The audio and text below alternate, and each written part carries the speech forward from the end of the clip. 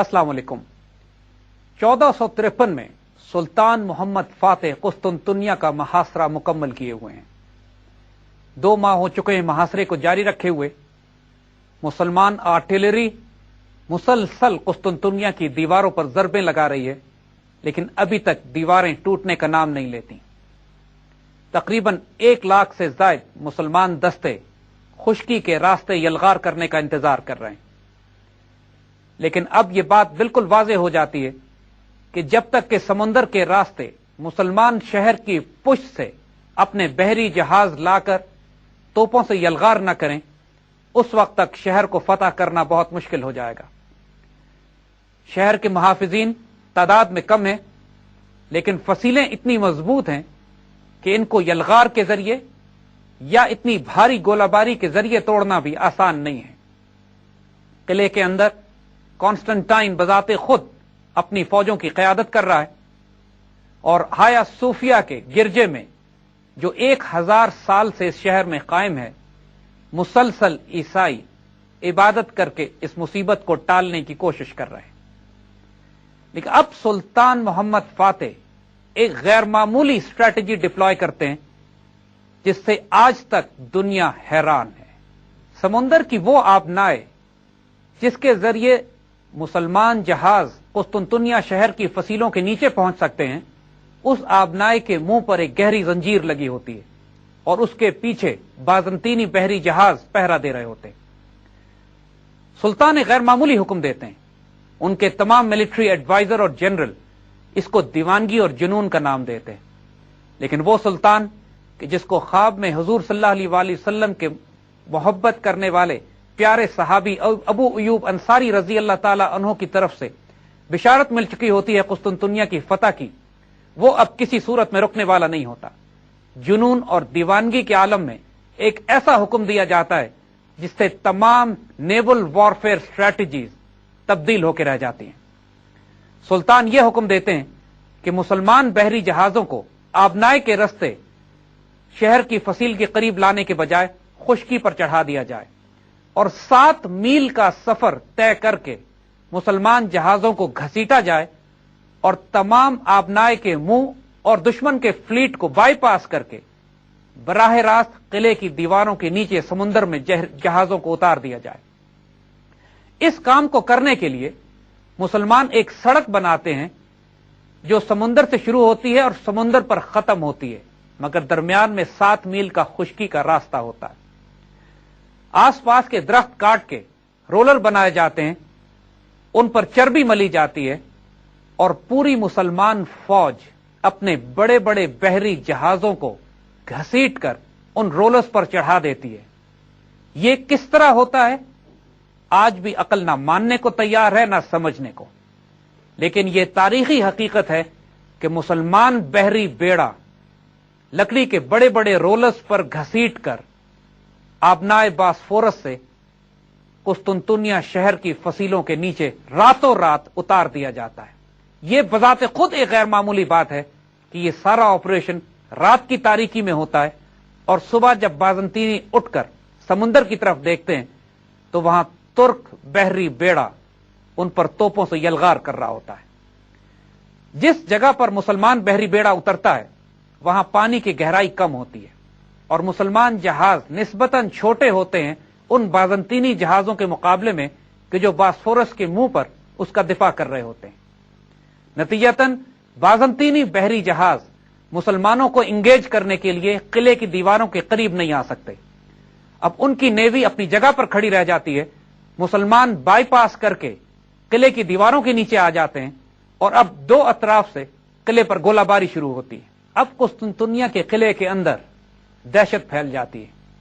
अपने महाफिजीन की बहुत बड़ी तादाद को उनको खुश्की के रास्ते से हटाकर समुंदर की तरफ लगाना पड़ता है, जहां पे तुर्क नेवल बेड़ा और तुर्क मरीन दस्ते लैंडिंग के लिए तैयार होते हैं। इस तमाम सूरत हाल में बिलाखिर 2-2.5 महीने के बाद तुर्क तोपें उनकी दीवारों में शिगाफ डालना शुरू कर देती हैं और जगह जगह दीवार इतनी कमजोर हो जाती है कि अब यलगार के जरिए इस पर कब्जा किया जा सकता है। एक वक्त आता है कि सुल्तान बिलाखिर ये फैसला करते हैं कि अब तमाम मुसलमान फौज ایک ساتھ یلغار کرے گی جس کی قیادت جانثار دستے کریں گے اور وہ اس قلعے پر قبضہ کر لیں گے۔ اس موقع پر جو وار کونسل طلب کی جاتی ہے اس میں ایک امیر دشمنوں سے ساز باز کر چکا ہوتا ہے اور سلطان کو مشورہ یہ دیتا ہے کہ اس موقع پر سیج اٹھا لی جائے اور مسلمان فوجیں واپس لوٹ جائیں۔ اس رائے کو سختی سے رد کر دیا جاتا ہے، لیکن بعد میں جب یہ معلوم ہوتا ہے کہ یہ دشمنوں سے ساز باز کر چکا تھا تو اس کو سزائے موت دے دی جاتی ہے۔ غدار اس وقت بھی مسلمانوں کی صفوں میں تھے اور ان سے اسی طرح نپٹا جانا چاہیے جس طرح سلطان فاتح نے نپٹا تھا۔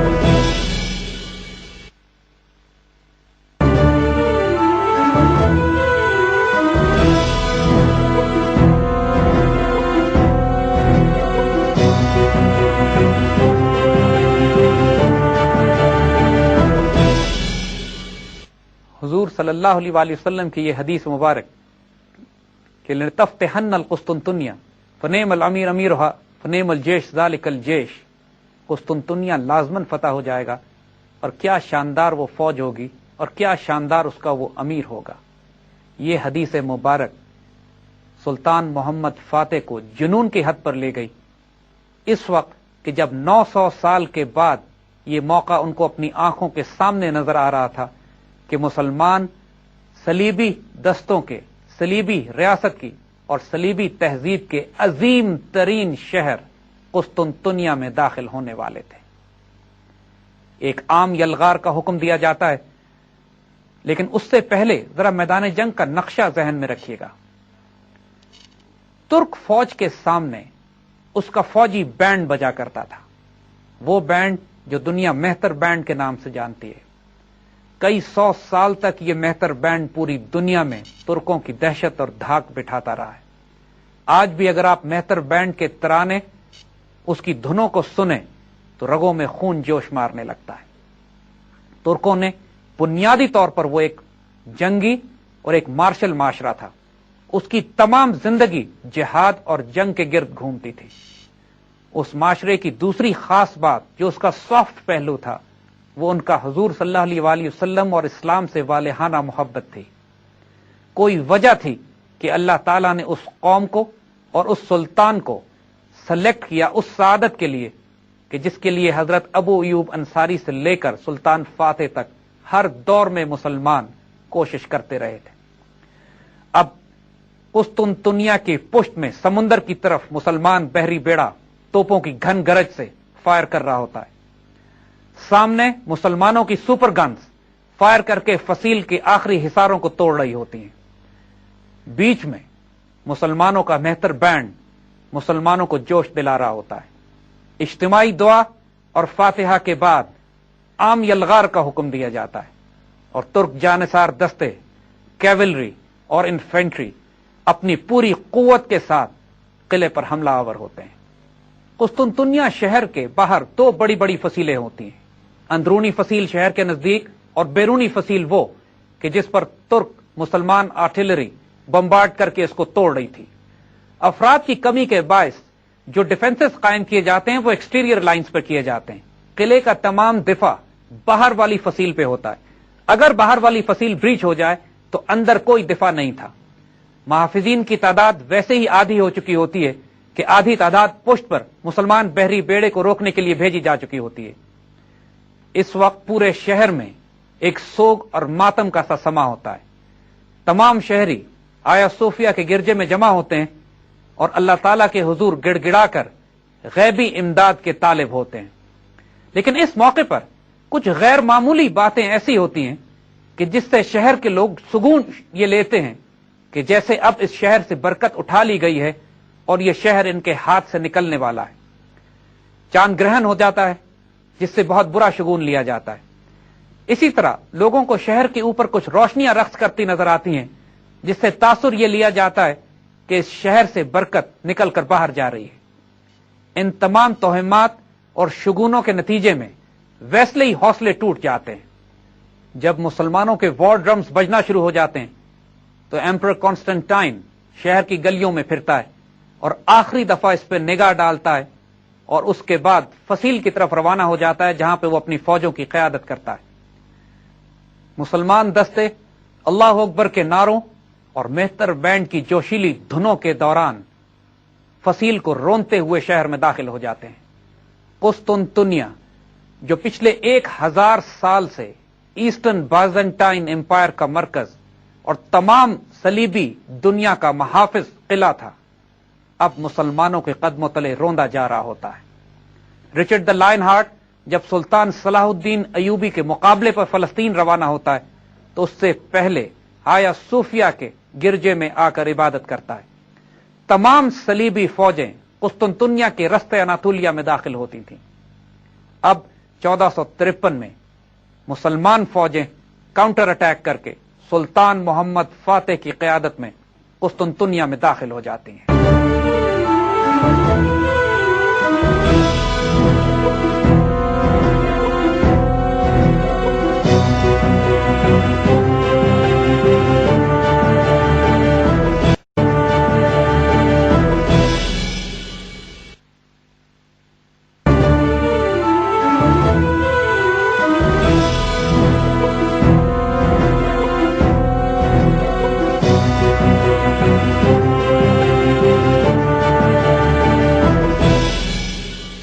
شہنشاہ کانسٹنٹائن اپنی فوجوں کی قیادت کرتے ہوئے دست بدست جنگ کرتا ہے مسلمانوں کے ساتھ، لیکن اس کے بعد اس کا انجام پتہ نہیں لگا، جس سے یہ خاصی کہاوتیں عیسائیوں میں مشہور ہو گئیں کہ کانسٹنٹائن کو ایک سنگ مرمر کے ستون میں تبدیل کر دیا گیا، اور وہ انتظار کر رہا ہے اس وقت کا کہ جب دوبارہ یہ شہر مسلمانوں سے لے کر عیسائیوں کو دیا جائے گا، اس وقت یہ سنگ مرمر سے دوبارہ انسان بن کر آئے گا۔ اسی طرح جو پادری تھا ہایا صوفیہ کے گرجے کا، اس کے بارے میں بھی یہ روایت مشہور ہو گئی کہ جو ہی مسلمان گرجے میں داخل ہوئے اس کو 2 فرشتے اٹھا کے وہاں سے لے گئے، اور جب یہ علاقہ دوبارہ عیسائیوں کے پاس آئے گا تو اس پادری کو بھی واپس لوٹا دیا جائے گا۔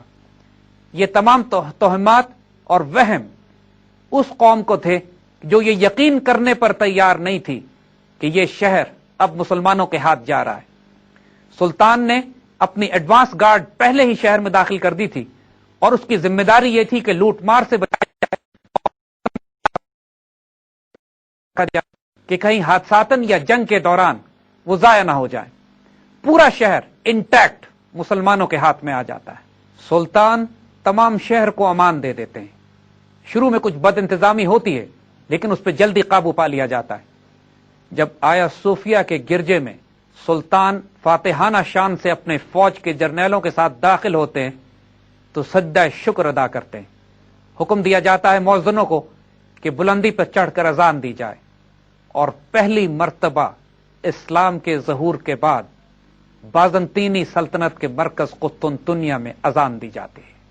آیا صوفیہ کے گرجے کو مسجد میں تبدیل کر دیا جاتا ہے، اور اگلے تقریباً 600 سال تک یہ مسلمانوں کی مسجد کا کام دیتا ہے۔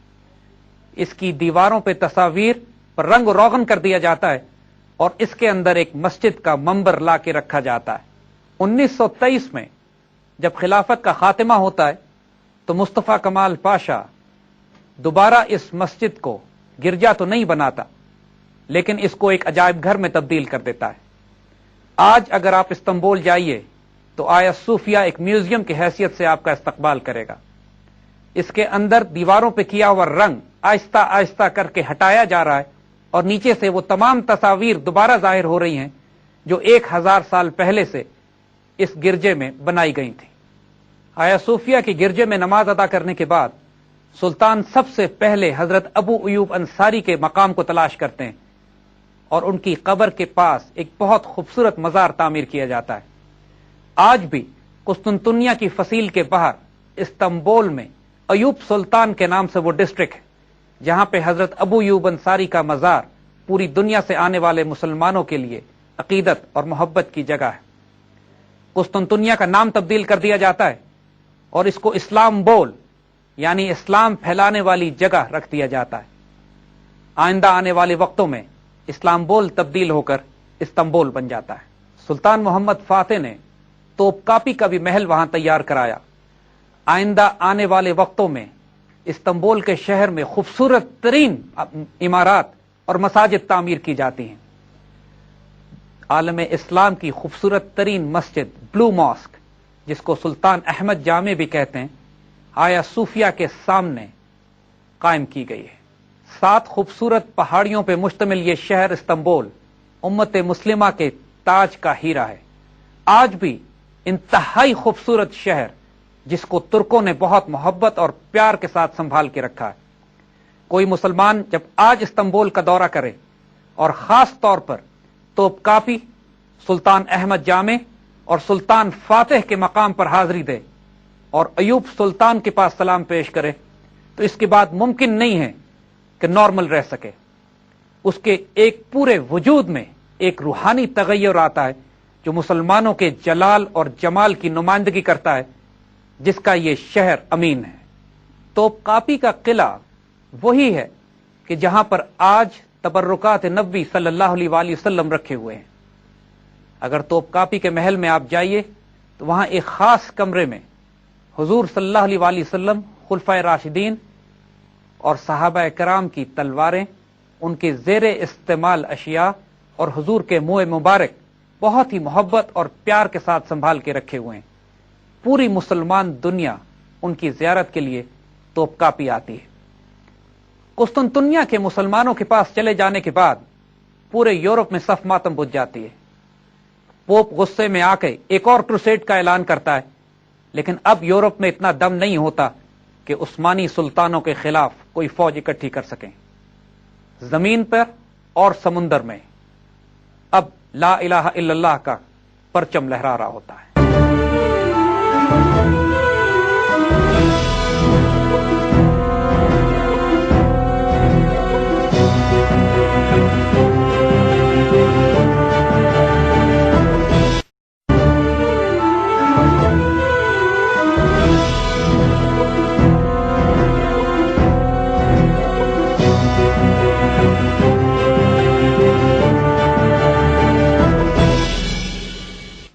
چودہ سو 80 میں سلطان ایک فوج بذات خود روم کے خلاف روانہ کرتے ہیں اور اس کا مقصد یہ ہوتا ہے کہ پوپ کو اسلام دشمنی کی سزا دی جائے۔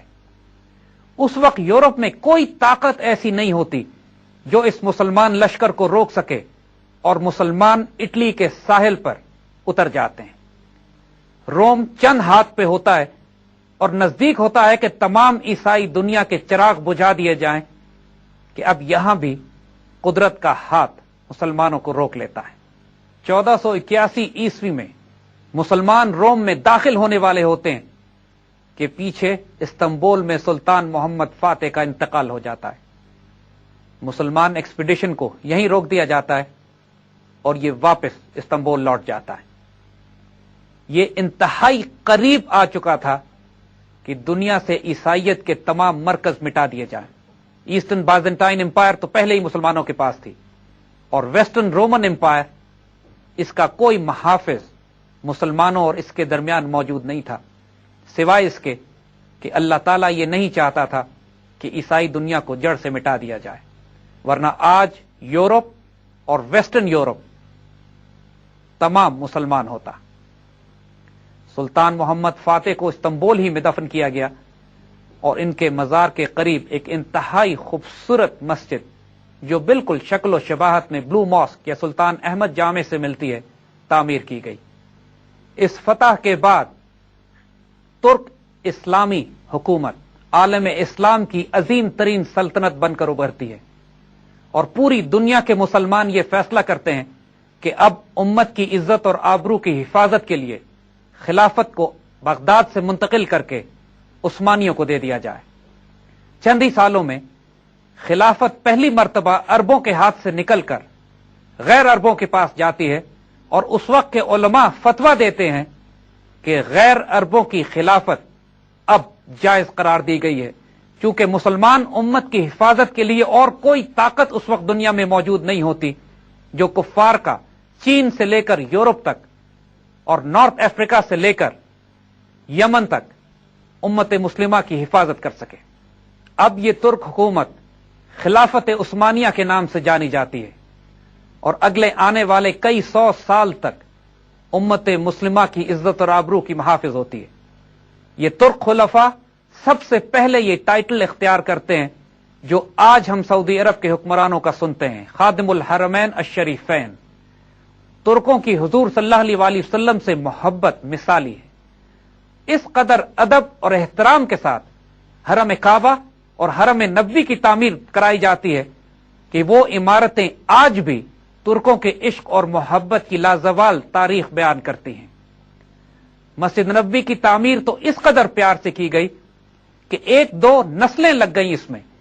پوری مسلمان دنیا سے کاریگروں کو بلا کر مدینے کے باہر آباد کیا گیا اور ان کو حکم دیا گیا کہ اپنا فن اپنے بچوں کو سکھائیں اور ساتھ ساتھ بچوں کو حافظ قرآن بھی بنائیں۔ جب وہ بچے اپنا فن سیکھ گئے تو ان بچوں کو مسجد نبوی کی تعمیر پر لگایا گیا، اس پیار کے ساتھ کہ وہ تعمیر کے دوران قرآن پاک کی تلاوت کرتے رہتے اور ہتھوڑوں کے اوپر چمڑے لپیٹے گئے تاکہ ٹھوکنے کی آواز سے حضور صلی اللہ علیہ وآلہ وسلم کو زحمت نہ ہو۔ اس ادب اور پیار کے ساتھ تعمیر کی جانے والی ترک مسجد نبوی اور حرم کعبہ آج بھی اپنی جگہوں پر قائم ہیں اور انشاءاللہ قیامت تک قائم رہیں گے۔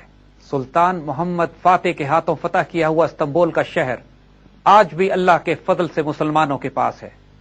پہلی جنگ عظیم میں کمبائنڈ برٹش اور فرینچ فورسز نے قسطنطنیہ پر قبضہ کرنے کے لیے ایک نیول اٹیک کیا تھا، لیکن جس طرح سلطان فاتح کی توپوں نے اس وقت دشمنوں کے فلوٹیلا کو روک کے رکھا تھا، اسی طرح ڈارڈنل اسٹریٹ میں فرینچ اور برٹش جہازوں کو ٹرکش آرٹلری نے ڈبو دیا اور یہ شہر مسلمانوں کے پاس ہی رہا۔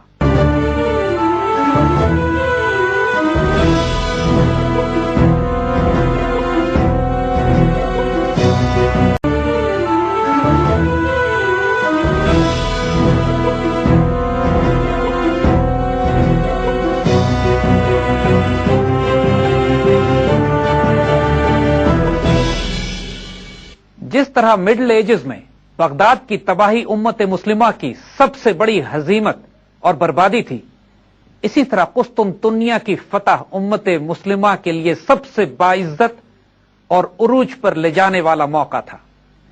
اس کے بعد آنے والے عثمانی سلطانوں نے خلافت کو وسیع کرنے کا کام جاری رکھا اور خلافت عثمانیہ دنیا کی عظیم ترین سلطنت بن کر ابھری، جو روس کے جنوب سے لے کر جبرالٹر تک اور ویانا سے لے کر یمن تک پھیلی ہوئی تھی۔